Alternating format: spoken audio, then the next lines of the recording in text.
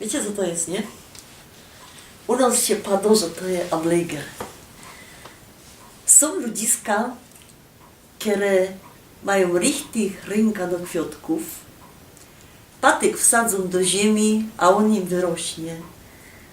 A są takie, co choćby nie wiem, co robili, to im się richtig nic nie uda. Ja należała do tych pierwszych, ale moja babka, moja mama, oni wszyscy przestrzegali takich pewnych zasad, że jak się taki ableger odszczepią, to koniecznie trzeba go ukraść, no znacie, nie? Kwiatek ma być ukradziony, a po drugie ma przybywać miesiączka.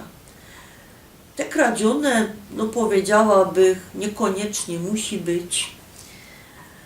Zresztą teraz jest pełno kwiatków we sklepach, to nie ma co kraść, ale kiedyś ich wcale nie było. Aszparagus był, paproć, fikus, ojej, moja mamulka jak ukradła ableger od fikusa, to my ten fikus mieli 20 roków. Ale o co się rozchodzi z tym przybywającym miesiączkiem? Ja z początku to się z tego śmiała, bo godą jaki to ma wpływ, a babka jeszcze padali, że jak jest znów, to się nic nie uda, jeśli się rozchodzi o sadzenie, o pieczynie. No i ja postanowiła to sprawdzić. Miała taki richtig piękny kwiatek, trzeba go było odszczepić, to był fikus dębolistny. No i ja specjalnie poczekała na nów, co by udowodnić babce, że mi się każdy kwiatek uda. 3 szczepki, że zrobiła, wsadziła je do bardzo dobrej ziemi, w bardzo dobrych doniczkach. Przedstawcie się, że richtig żaden się nie udał. Jakże go jeszcze raz uszczigła na 3 dni przed pełnią, to się pokazało, że mi się ta odszczepka, ten ableger udał.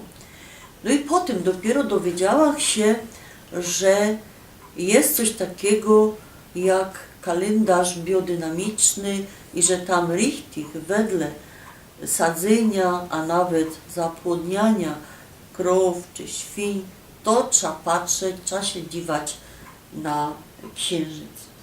No i także do tej mojej babki się wróciła. Szkoda, że późno, bo nie zdążyła dowiedzieć się wszystkiego. Przedstawcie się, że moja babka była richtig piękną kobietą.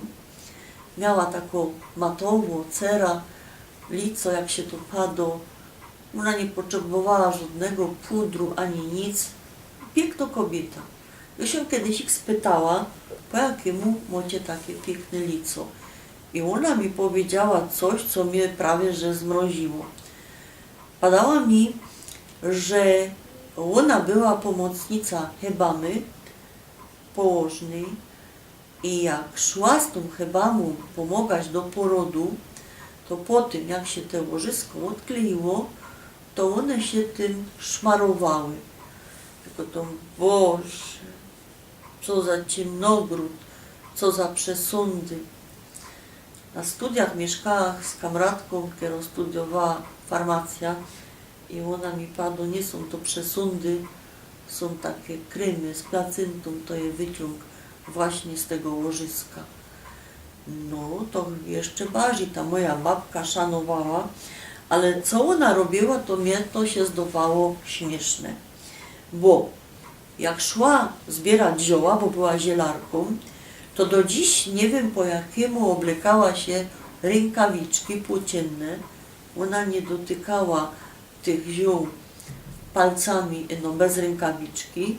I też nie wiem po jakiemu miała kapelusz. I ten kapelusz to miała męski, nie babski, no jakiś taki kapelusz.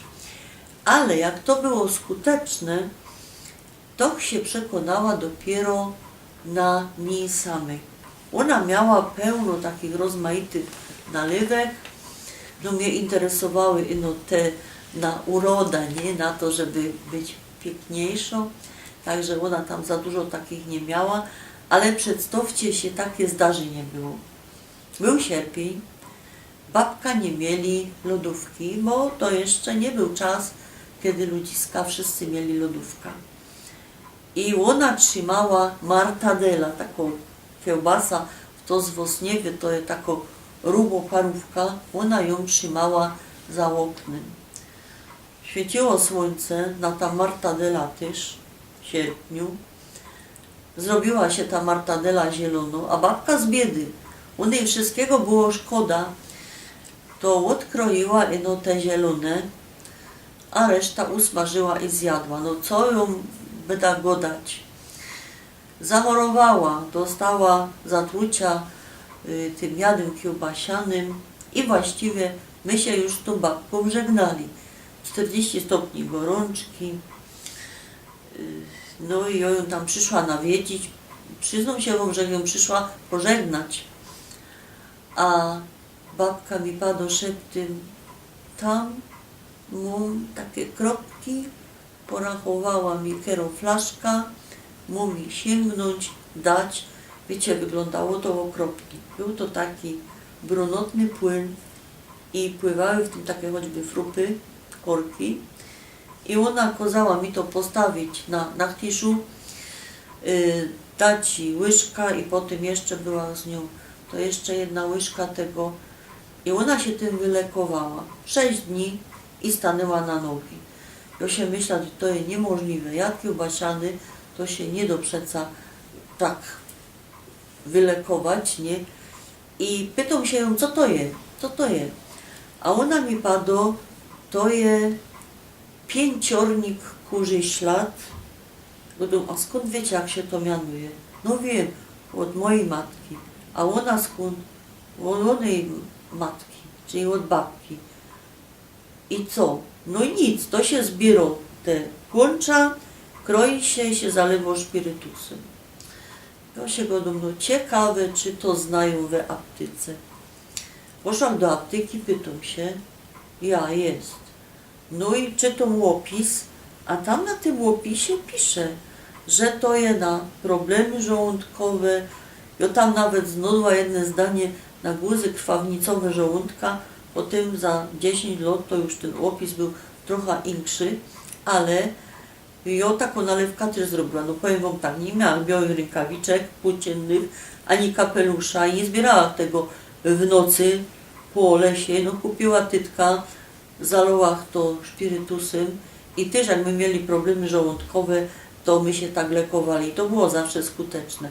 Także dzisiaj już jest staro i wiem, że nie ma się co śmiać z pewnych takich zasad czy przekazów, które nam te nasze przodki chcieli ustawić, a nie zawsze my się interesowali.